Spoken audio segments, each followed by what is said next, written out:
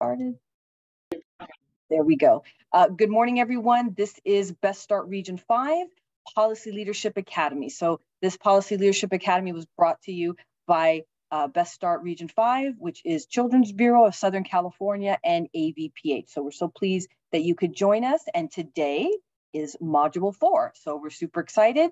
For those of you who are here, we're in Module 4 of 12. And so please take a moment. If you wanted to put in the chat that you're hello and happy to see everyone, that's great. We love to hear from you. If you can also take a moment to sign in the sign-in sheet that my colleague Stephanie will put in right now. That is our only record that you're here, and we use that for certificates at the end of the academy and such. So we appreciate you to take a moment. And also, we do have our translators, Carmen and Carlos. So if you want to hear this presentation in Spanish, you can. And I'm going to turn it over to Carmen to give those instructions of clicking on the globe to access the translation. Carmen. Buenos días y bienvenidos a la reunión. Si están en su computadora, abajito en su tablero, van a mirar un símbolo de un mundo. Allí mismo van a poder elegir el idioma de su preferencia, que sería el español. Si están en su laptop o su teléfono celular, perdón, su iPad o su teléfono celular o una tableta, no van a mirar el símbolo del mundo, van a mirar 3 puntitos donde dice more o más, y ahí mismo van a poder elegir el idioma de su preferencia. Gracias. Buen día. Thank you so much, Carmen. And so today, as I do every week, we talk about what we're here for. This is the Policy Leadership Academy, brings together stakeholders as yourselves and community residents to understand and address local, statewide, and federal issues through a shared knowledge of causes and impacts, current problem-solving frameworks, best practices and actions to address change with an emphasis on policy. As I mentioned, we're here for 12 weeks, so we're at the last meeting today for February. We go for 4 weeks in March, or is it 5 weeks? And then we have April. And the last week, our last meeting of April will be the 25th. So we're almost in the midway point, not quite, but almost there. So that's our timeline. Today, our agenda is our speaker, Assemblyman Juan Carrillo, followed by a Q&A. And we're so pleased to introduce Juan Carrillo with the State of California Assembly. And I'm going to stop sharing so I can properly introduce our Assemblyman. So Juan Carrillo, our Assemblyman Juan Carrillo was elected to the California State Assembly in November of 2022 to represent the 39th District. He will represent portions of the Northern Antelope Valley, including Palmdale, Lancaster, the eastern communities of Little Rock, Lake LA, and Sun Village, stretching into San Bernardino County to include Adelanto, Hesperia, Mountain View Acres, and Victorville. Assemblyman Carrillo served as a member of the Palmdale City Council, advocating for affordable housing to address the homelessness crisis, increasing green space, and supporting local small businesses as they recover from the COVID-19 pandemic. Before entering public office, Juan Carrillo served as a city planner for 15 years, 10 of which were within the city of Palmdale. Juan was born and raised in Guadalajara, Jalisco, Mexico, and immigrated to Los Angeles when he was 15. He earned his associate degree in architecture from the College of the Desert, bachelor's degree in urban and regional planning from California State Polytechnic University, Pomona, a master's degree in public administration from Cal State University, Northridge.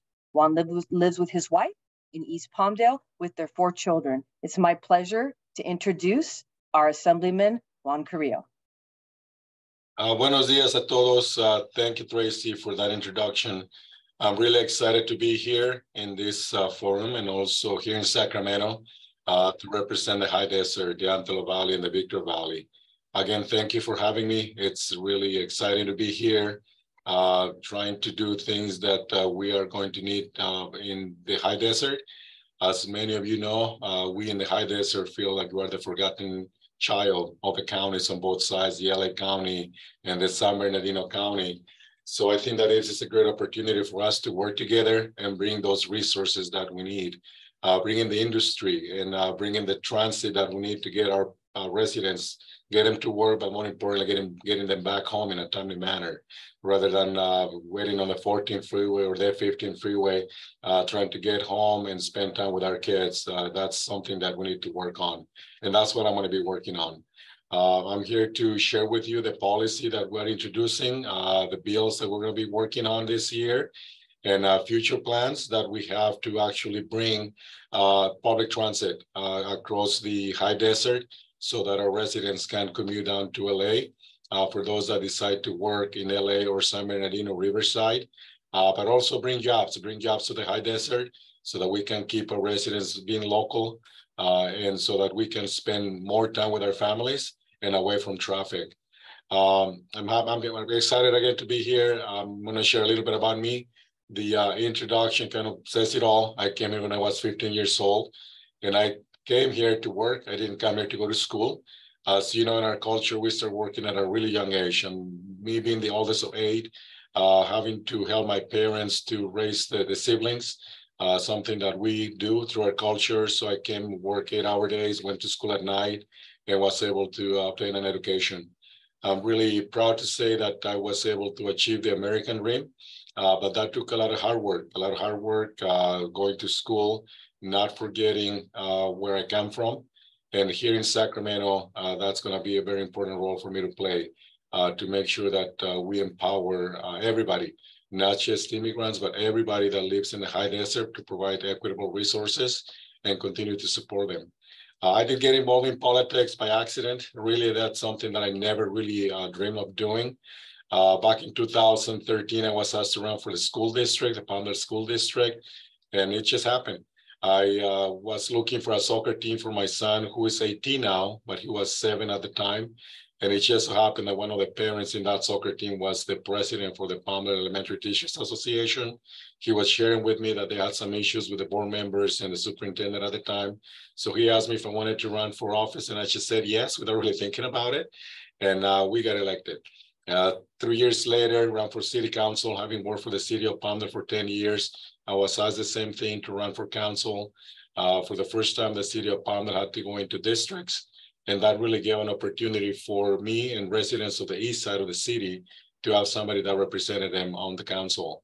6 years later, just last year, through the redistricting process, this new district, Assembly District number 39, became available. Essentially what they did, they took a portion of Tom Lackey's district, or the old 36, and a portion of Smith's district, the old 34th, I believe it was, and they created this new 39. Which essentially is from the 14th freeway to the 15th freeway.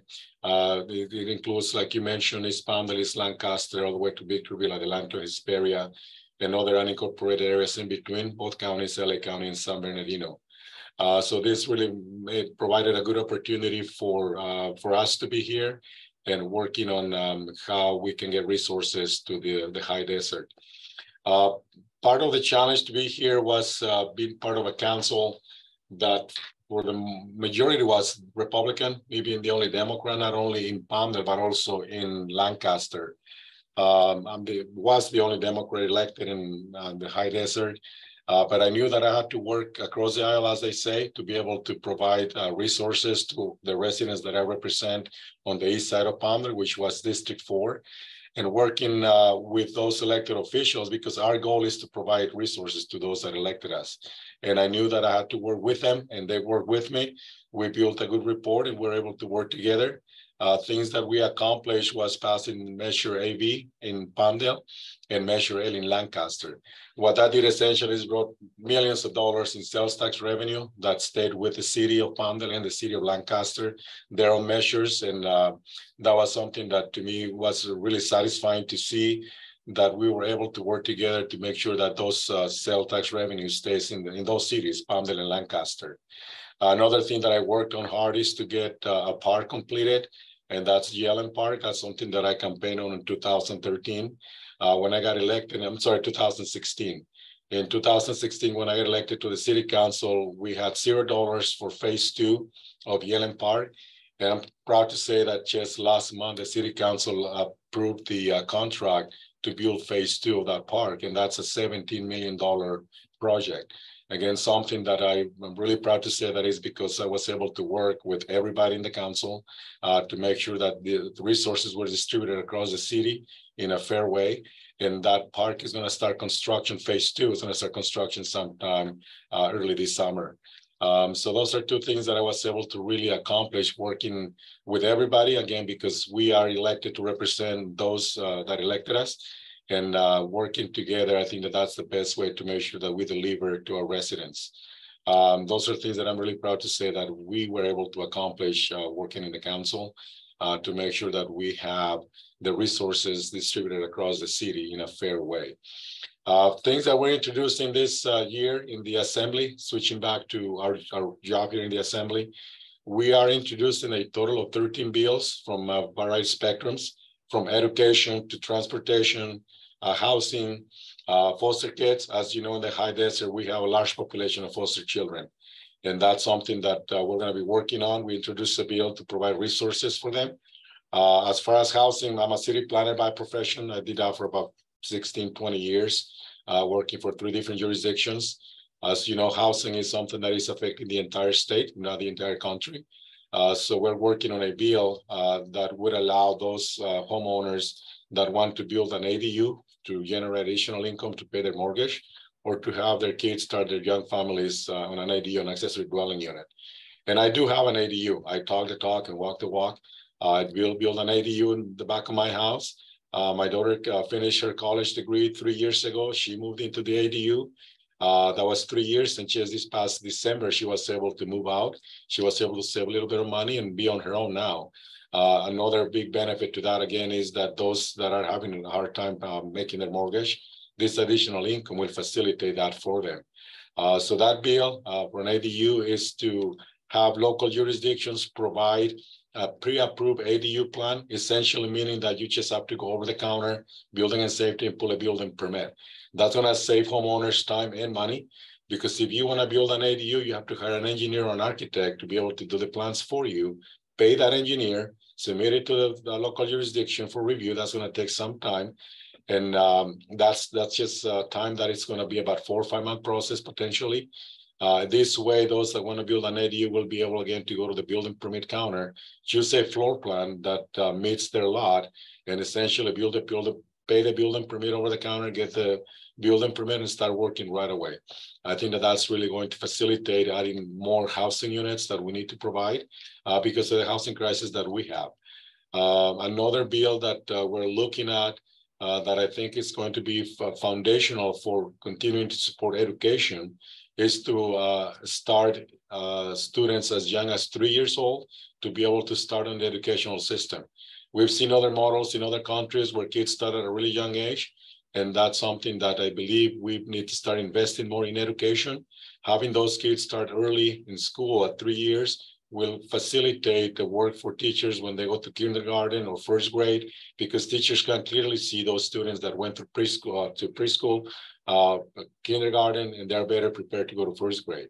That's a bill that we're introducing. Yeah, it's going to take some resources because that's going to be additional workload on the school districts, but we're working closely with them to see how we can work together and address the challenges that those professionals see in the classroom. That's another bill we're working on, and I'm just letting you know that the spectrum of the different legislation that we're proposing in efforts to improve the quality of life of the residents of the high desert. Transportation is another big issue for me, again, because I've experienced it myself, as many of you have, having to travel down the 14th freeway or the 15th freeway. We asked the Speaker of the House to approve a select committee on transportation, and he actually approved it for us last week. We're ready to work on that. What that means is that we're going to be working closely with transit agencies like Metro, High Speed Rail, Brightline, across the state to make sure that we find a way to provide that transit to get people to work, and again, more importantly, getting them back home on time. In a nutshell, those are the things that we're working on here. We'd like to hear from you. Let us know what it is that you feel we should also be focusing on. Feel free to reach out to our office here in Sacramento. We do have an office in Palmdale. We finally completed the leasing process with the city of Palmdale. Our district office is by City Hall in Palmdale. We are going to be ready by next week. They're delivering the furniture and the computers next week, and we'll be ready to serve our constituents. That is the main district office in Palmdale. We do have another office in the Victor Valley. For now, it's in the city of Hesperia City Hall. We're there for now.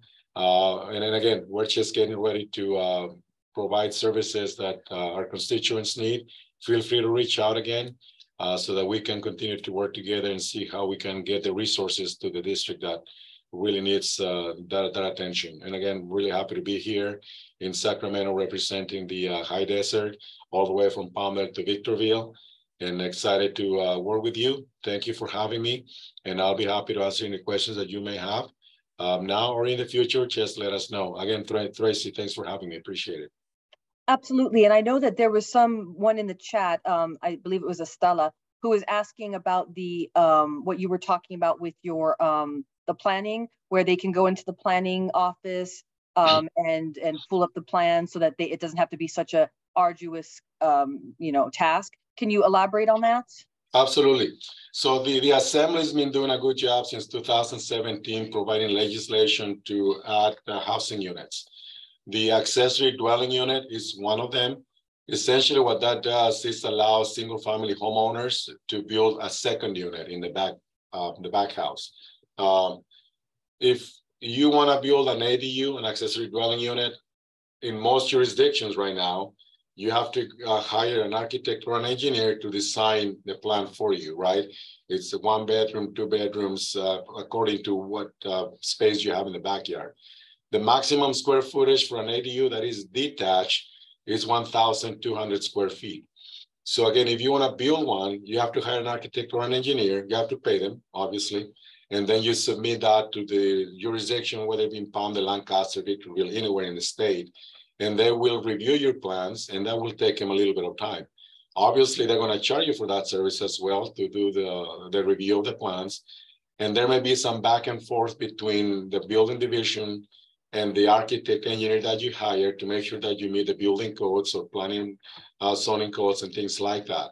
So what we are proposing is that all jurisdictions across the state will be able to provide you with an option, call it option A, B, or C, 1, 2, or 3, and you're going to go to the building permit counter, let them know that you want to build an accessory dwelling unit or an ADU that is detached, and they will provide you with one approved plan that will fit your lot.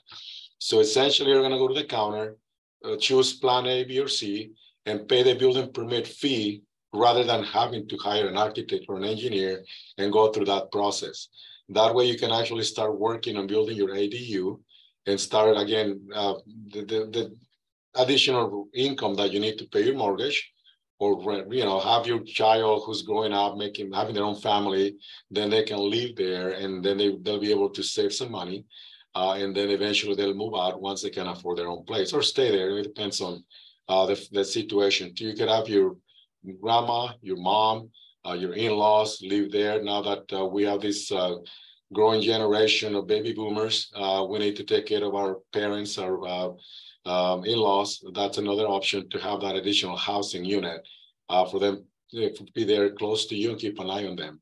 So again, in a nutshell, the essence is for you to be able to just go to the counter, pay the building permit fee, get your building permit, and start working on it. That's essentially what this bill is going to do. There are some jurisdictions, some cities that are actually already providing that service.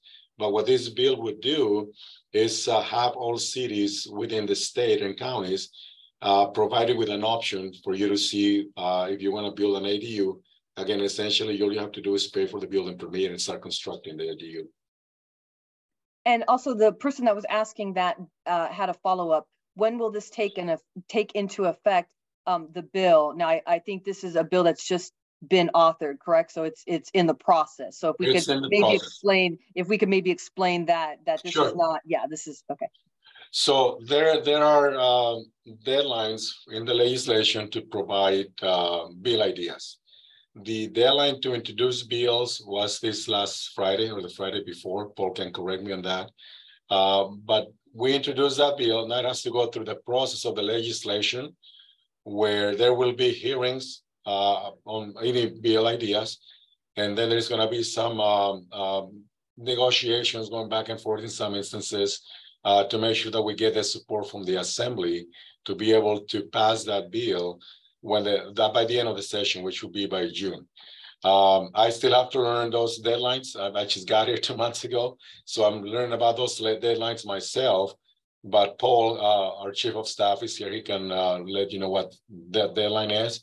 But essentially, it's just starting going through the process now.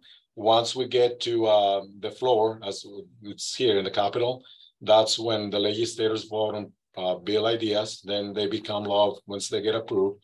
They have to go through a process. They have to go through the assembly floor. They have to go to the state senate floor, and then the governor at the end. He's the one that signs it into law. Then it becomes effective. But again, it's just the initial process of that proposed legislation that will potentially make that favorable to homeowners that want to do that.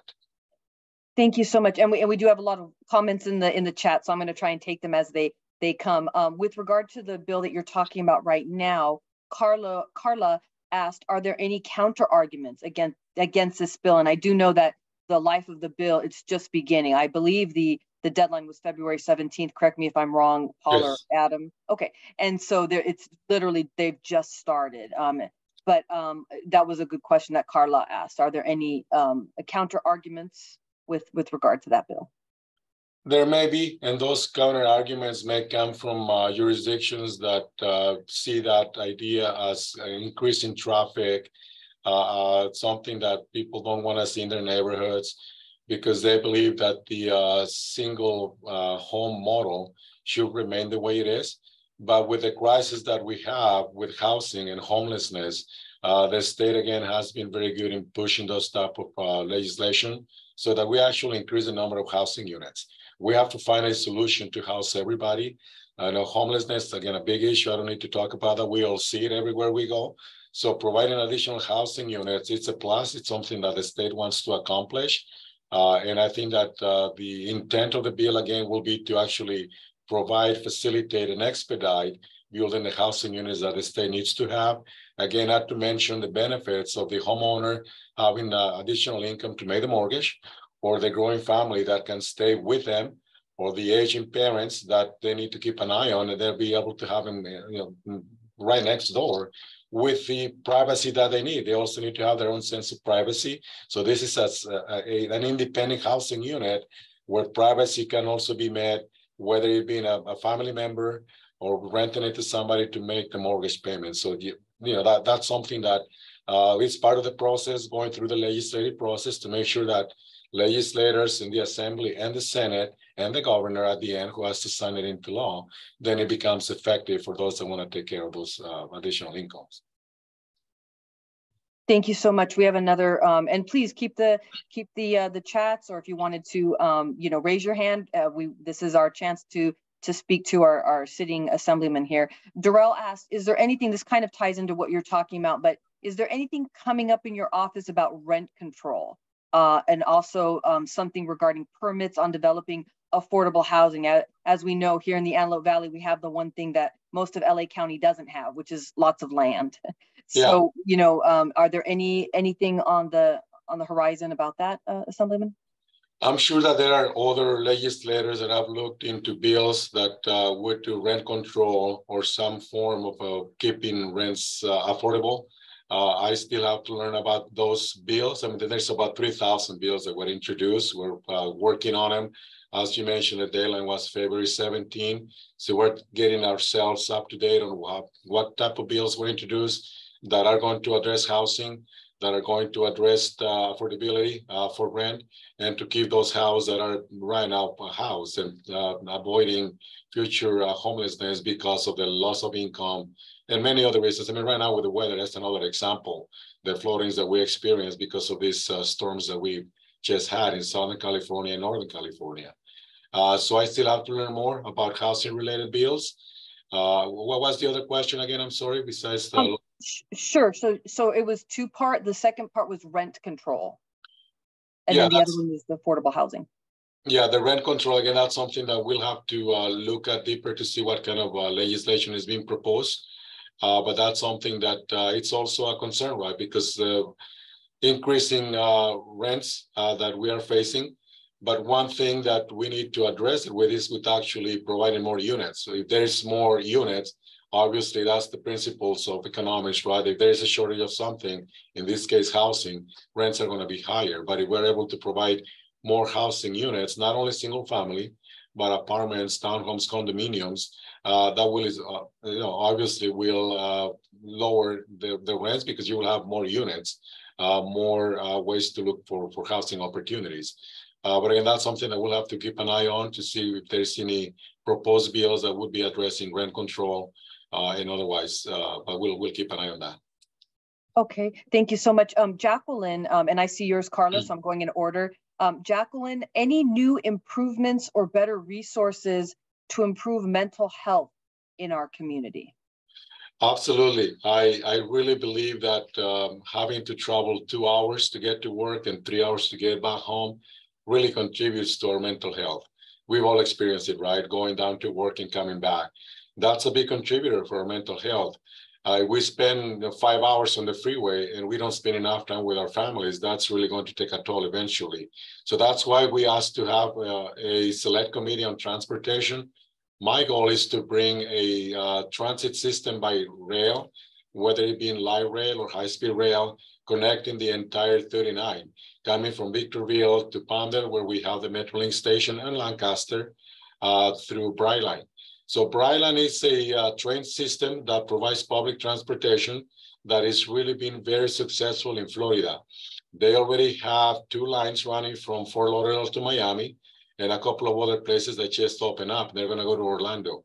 We here in California, we're going to have that same system going from Apple Valley to Vegas. That's going to be their first leg. Then the second leg is for them to go to Rancho Cucamonga. And we in the council, when I was a council member, we've been working with them to have them come from Victorville to the Palmdale station so that people can make that connection down to Union Station through Metrolink. That's something that we're working on, and that's the select committee that we requested to be formed so that we can address that issue of public transportation. That is obviously a mental health issue because there's so many different ways, right? There's addiction, there's homelessness because the loss of a paycheck. A lot of our residents live paycheck by paycheck. But in the long term, we need to facilitate moving people where they need to go, in our case, get to work, and we need to come back in a timely manner again because it takes us 3 hours sometimes to get back home. That is a long-term project, but at the end, I think that it will be very successful in having our residents spend less time on the freeways and spend more time with family. There's other bills that are being introduced as far as helping our residents throughout the state, obviously with the mental health issues. Another one of them is the lack of housing. There's been studies where it says that providing shelter still keeps people worried about where they're going to spend the night tomorrow. So we're able to provide permanent housing that will essentially eventually also help to get our mental health better, to do the things that we need to do without having to worry, where am I going to sleep tomorrow night? We're just provided with a temporary shelter. We had a retreat at the beginning of the session where scholars came talk to us. They've been doing studies about homelessness, and they did find out that when people are provided a temporary shelter, that does not mean to them that they've really found a place to stay because it's temporary. So one of the goals, again, is to provide permanent housing so that families, individuals that are facing homelessness now, they're going to be able to be secure in a permanent home where they don't have to worry about where am I going to sleep tomorrow. Again, those are things that we're working on in the legislation, and those are programs that may take a little bit of time because, as you know, everything takes money. And now with the state facing this $26 billion deficit, that's a concern. But nevertheless, solving the housing crisis is something we're focused on. And those programs that I just mentioned are going to take a little bit of time, but at the end of, when we get there, that will certainly help in providing the mental health that we need. Thank you so much. Assembly, we have a chat, and then Estela, I did see you raise your hand, so you'll be next. So in the chat, Carla had, do you have any particular vision or goals for the Antelope Valley? Absolutely. My goal is to provide that public transit that we need. My goal is to bring industries to provide the jobs that we need so that we don't keep on driving to LA or San Bernardino. My goal is to provide more economic development. And my goal through Brightline is what is really going to be the catalyst for the high desert. Why? Because Bryland is going to be a project. It's a train system, again, providing public transportation between Apple Valley to the Antelope Valley. And that is going to provide good paying jobs. With that, you're going to see a demand for housing because not everybody's going to want to travel from wherever they are to those 3-4 year projects. So there will be a demand for housing. Now, housing brings a demand for commercial development. The principle of commercial development is to have as many rooftops as possible, residents that are going to live in an area where they need the services such as shopping centers, restaurants, dining, all of those things that follow the residential development. My goal, my vision for the high desert is to be the next frontier. Why? Because in LA, San Bernardino, there's not more available land and it's more expensive. Whatever is there now, it's more and more expensive than the prices that we have in the high desert. So to me, that's the next frontier. That's where the next development boom is going to take place. And having public transit, starting working on planning, moving people around, that's the good start, because then again, industries are going to look at us as the next place where jobs need to be provided.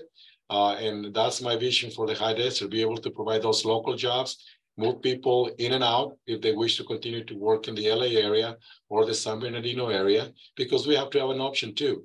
If I decide to go to work in LA, I would like to do that, but I like to do it in an efficient way for me to get to work and an efficient way for me to get back home. Thank you so much. Estela, if you wanted to take yourself off mute and ask your question. Yes.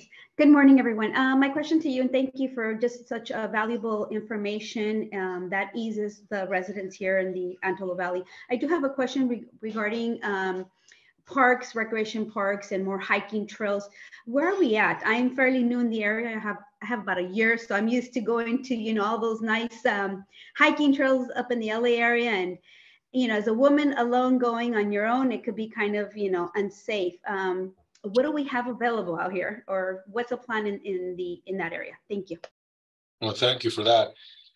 Public spaces, parks is something that I had my vision in the city of Palmdale when I was a council member, again, representing the city of Palmdale. And I mentioned the success that we had providing Jelen Park.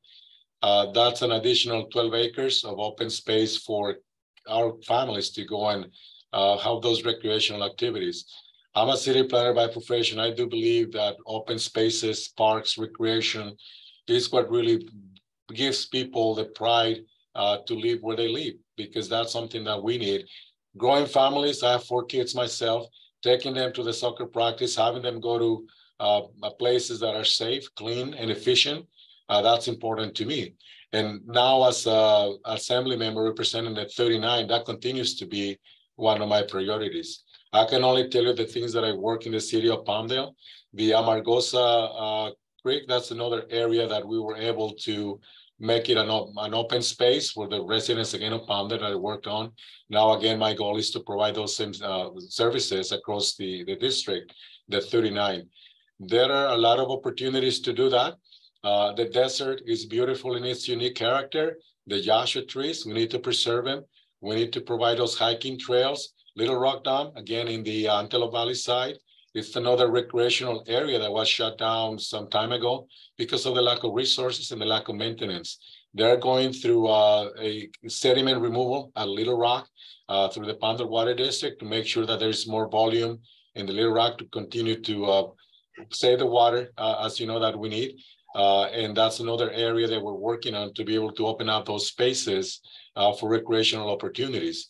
Over on the Victor Valley, those are, again, the beauty of the desert, being able to provide and maintain those special characters of the desert.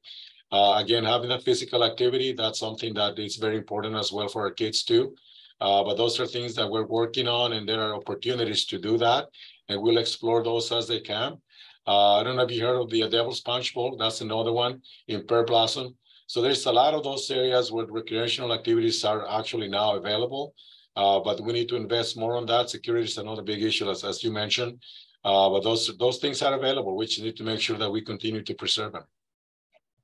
Thank you. And it is a little bit of a trek, but Tehachapi has some beautiful trails up there. It's a little bit of a ways, it's about 45 minutes, but it's also very pretty. I had a private message. Somebody wanted me to ask you, they are very concerned about the rising rates of Southern California gas. Is there anything being done? I know from my point of view, I've been receiving town halls. They're meeting in, I think, next week. And but I think the rates are raising over the next couple of years substantially. So this person's question was, what about what's going on with the Southern California gas and how that is affecting families? Oh, absolutely. There are conversations about that right now. The governor proposed a special session on that. We are meeting with internally with the assembly to see what the real issues are.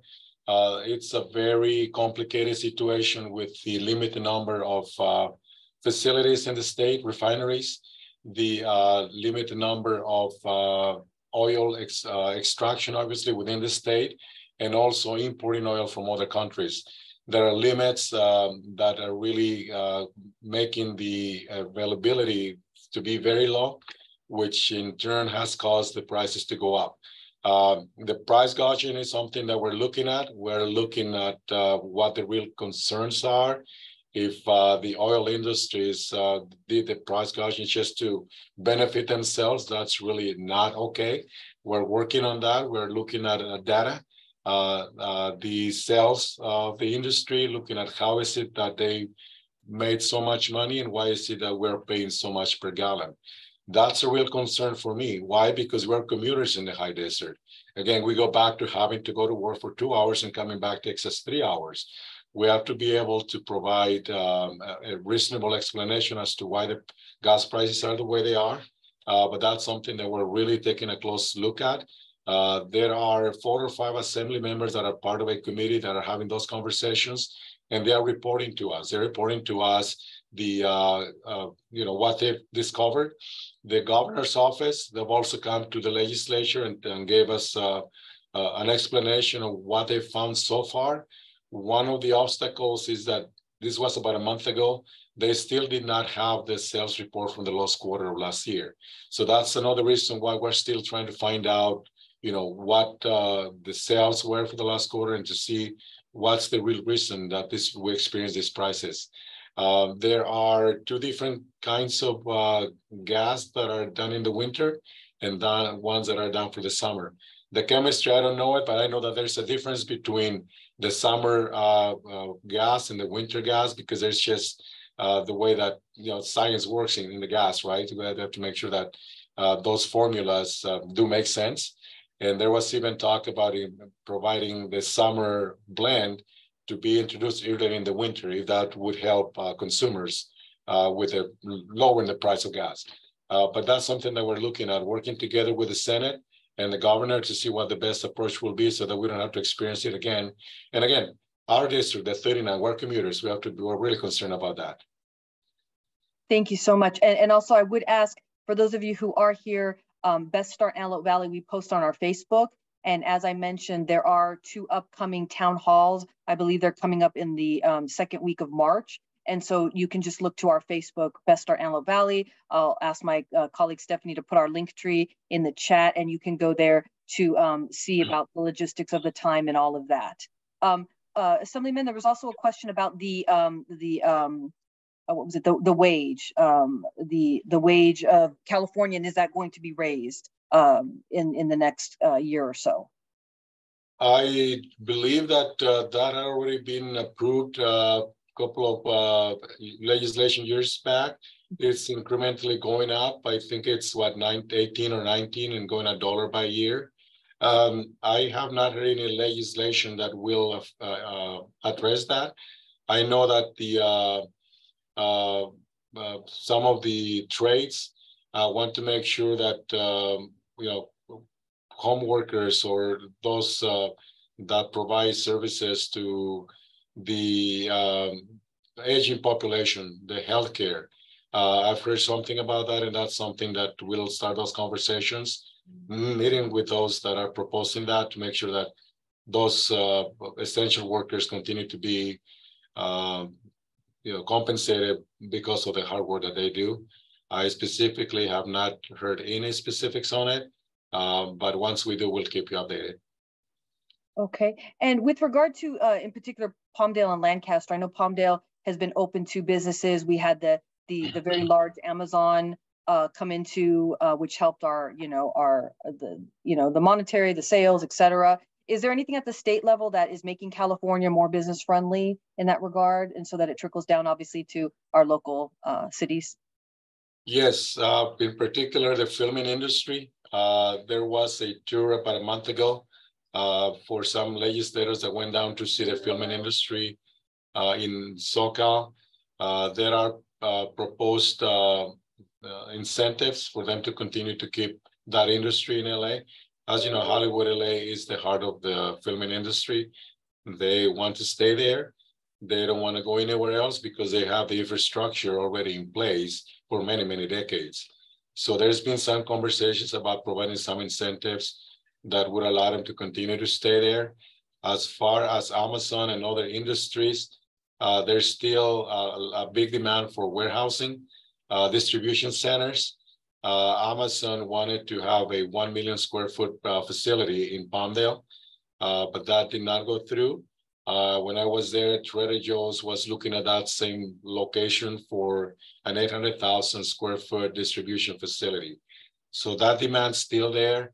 And again, why it's there in the high desert? Because we have the land to expand. We have the land to provide what those industries need. And the distribution centers are the ones that are in a big development right now. And that's something that continues to be the way across the state, because that's just the new commercial industry. Now it's through warehousing, through delivery services, as you know, with Amazon and other ones. So the demand's still there, yes.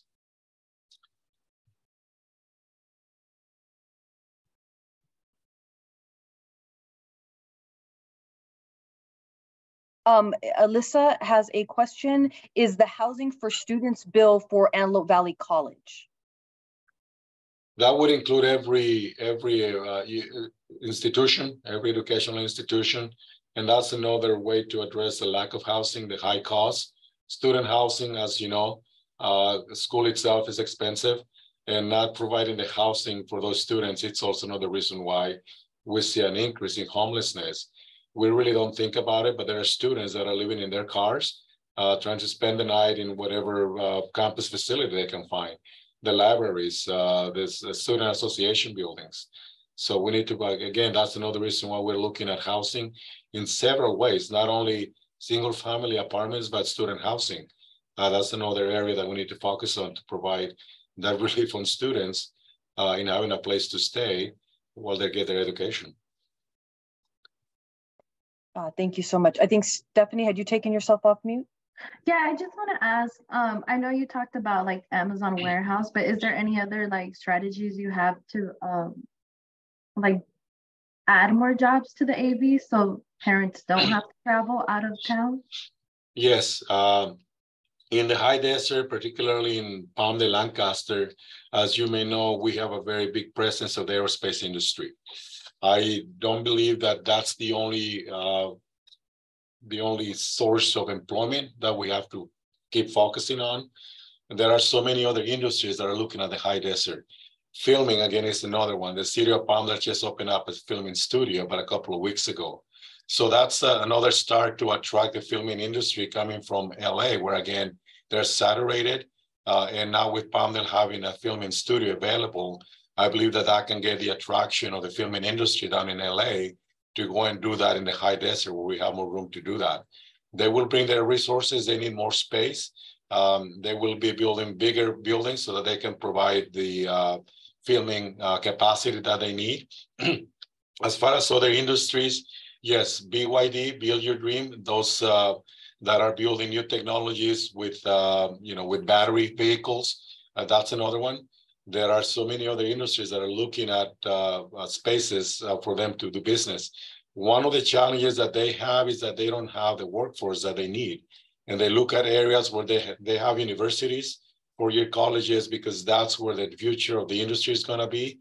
And again, one of the challenges that this industry is looking at the Antelope Valley is the lack of a four-year university. Even though we have a satellite campus from Bakersfield in Ivy College, that's on the Antelope Valley.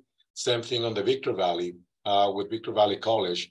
There are some opportunities there to keep attracting those satellite campuses, again, like the Antelope Valley, where they have a 4-year degree available. But that's another thing that we need to look at. Education, housing, transportation, all of those things go together in order to attract those industries to the high desert. That's something when we have a comment in the chat from Rocio. What about more activities for children? All the activities my son participated here were shut down and closed. PWW, Resource Library at CCRC, my gym, Imagine City. I've had to call the city several times because the parks are not safe due to the equipment, trash, or even people smoking around the play area. Yeah. What plans do you have to bring more safe activities to the Antelope Valley so our children can play, learn, and grow? Thank you, Rocio. Yeah, no, definitely. I think that we're still seeing what COVID did to us. I still believe that some small businesses are still struggling to go back to the way pre-COVID. Imagine City, again, I used to take my little boys there to Imagine City. And I think that that's because of the long-term effects that COVID had on everybody. Those small businesses that were able to survive after COVID, if we can say after COVID now, they're still suffering the consequences of having lost business. Imagine City, again, one of them. In recreational facilities, that's something that we focused on again in the city of Palmdale. And again, I'm bringing my experience with the city of Palmdale because that's where I serve as a council member. But we were looking at bringing a center for recreation. We went to other states to see what they're doing in other states to be able to provide those recreational facilities. We're working on that to provide one on the Antelope Valley side. Again, working with Lancaster, working with other agencies like the Boys and Girls Club. There are so many other agencies that seem to be working together with the same goal. And we need to bring everybody together so that we're able to provide all of our resources and make one big recreational facility be available for our residents. There's still some opportunities to bring grants from the state down to the districts so that we can provide those recreational facilities. Those are things that we'll be working on, again, trying to see the best way to get all the agencies to coordinate so that we can do a better job and not work on silos, because that really diminishes the capacity that we collectively have to be able to provide the same goals that we all have in different agencies. So that's another thing that we'll be working on. Okay, and I'm going to start to wrap it up. So again, if you have any final comments, questions, you can put it in the chat or raise your hand. I did want to ask Assemblyman, I know you've touched on a lot of subjects, answered a lot of questions. What are you really looking at for this first year in the Assembly? I know you have the Antelope Valley, best interests at heart and the other areas that you serve, but what is your what are you looking at to achieve in that first year? Well, in my first year, I'm going to be focusing on reaching out to the entire district. Not only one side or the other, but I do represent the entire high desert. I want to make sure that people know that we are here representing them now. I want to make sure that now everybody knows that we have an opportunity to work together and be able to provide those resources that we need in the high desert. I'm looking forward to meeting other elected officials so that we can, again, coordinate, work together, that rather than working in our own little silos without repeating efforts. I think that that's something important to make sure that we are all coordinating to provide the services that we need to provide to our residents in the high desert. A lot of times we make that assumption that we're the only ones working on something, and it just becomes more difficult, more challenging for us individually to work on. Where in fact, if we are able to communicate with everybody else throughout the district, then we can collectively focus on efforts rather than duplicating them. We can be more efficient working together rather than working in our own little silos to provide things that we should all be working together for. That's one of my goals, making sure that everybody knows that we're up here now and that we are going to be working hard in getting those resources to the district. As you know, again, a district that's been long ignored for so many decades. And now it's an opportunity for us to start working together and providing those services that our residents need in the high desert. Yes, absolutely. Estela in the chat asked, will your office need volunteers to help with the community? That's a really good point. Thanks for bringing that up. I do believe that we need to engage young kids from school, from high school, from college, because again, that's something that I want to make sure that we know that those opportunities are available. Having an internship program on both offices, the Victor Valley and the Antelope Valley, is important for me because we need to get our youth involved in these processes. We need to make sure that they know who represents them, not only in the assembly, but at the local level, who their school board members are, who their city council members are, even the water districts. I think it's important to start looking at our youth, being able to participate, for them to know how the system really works, again, what type of leadership they have, and having them involved in the process. I think that's really important because they come with a fresh perspective. They're going through school, they need to know how the system works, and getting them involved is the best way for a youth to participate and be heard. Absolutely, thank you. Estela, you have your hand raised.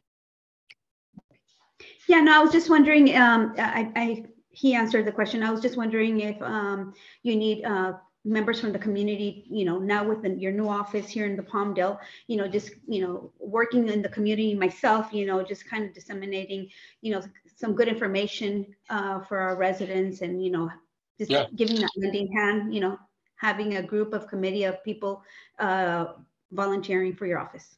Thank Absolutely. you. I believe in advisory committees. I believe that hearing from different perspectives is beneficial to everybody, from the youth advisory committee, from a senior advisory committee, from a black and brown advisory committees, everything that really needs to be heard of. Those are things that we're planning on.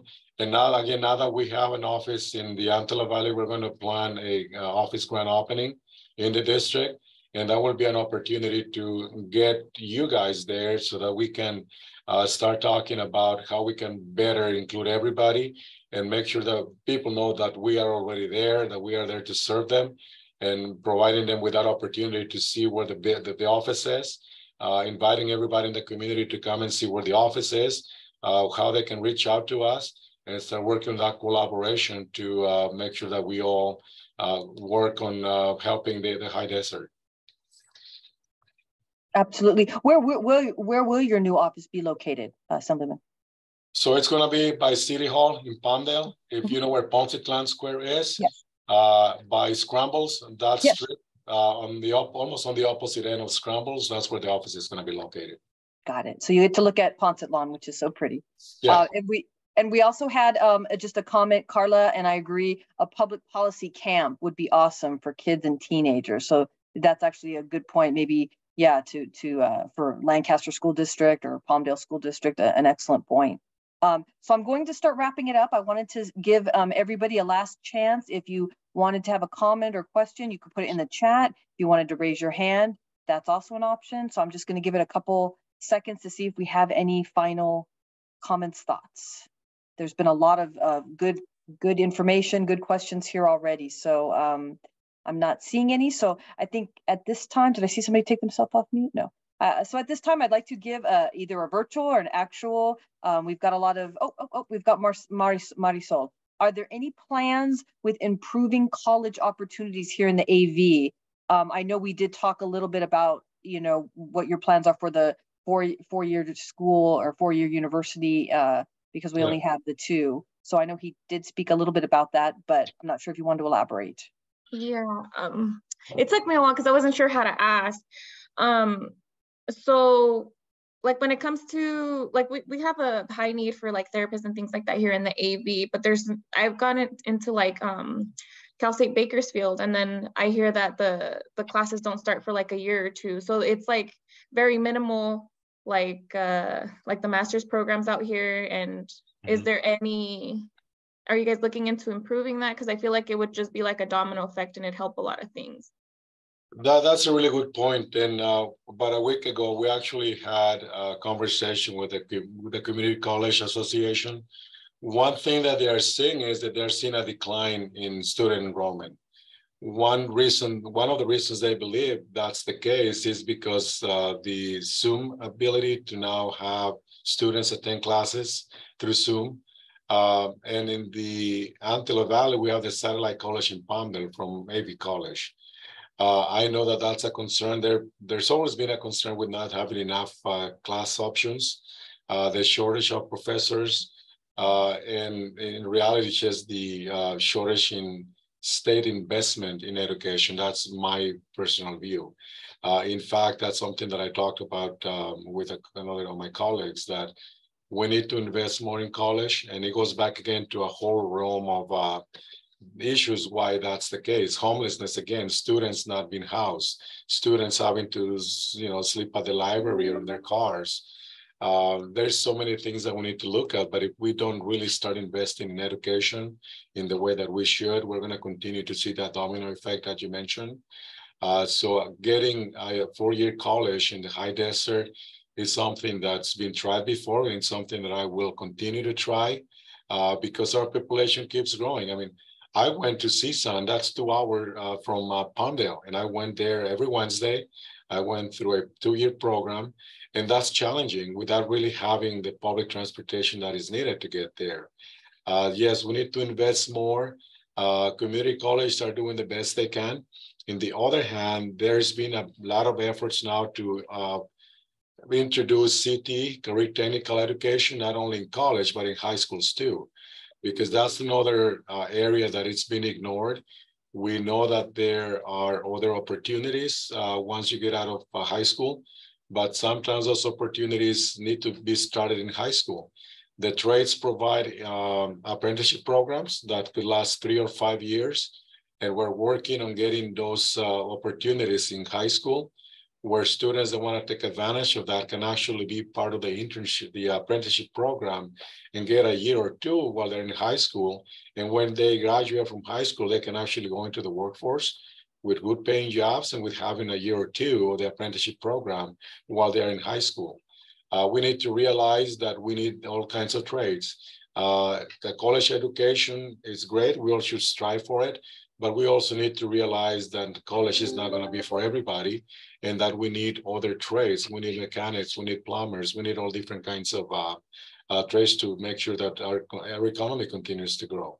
But the answer to your question, in short, yes, we're working in getting more assistance, more resources to community colleges.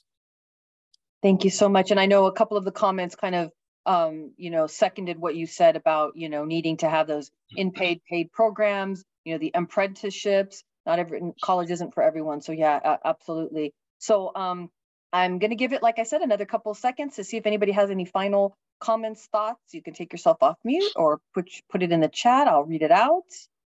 And Estella's talking about college students have access to food pantry throughout the week. They just opened their new building for students in many programs. Absolutely. Yes. Very, very important.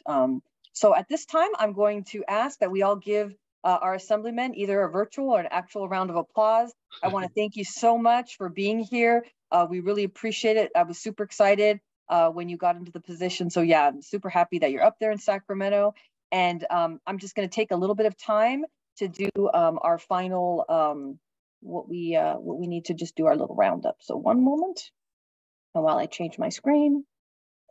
And Marisol, I can see you. Can you see my screen?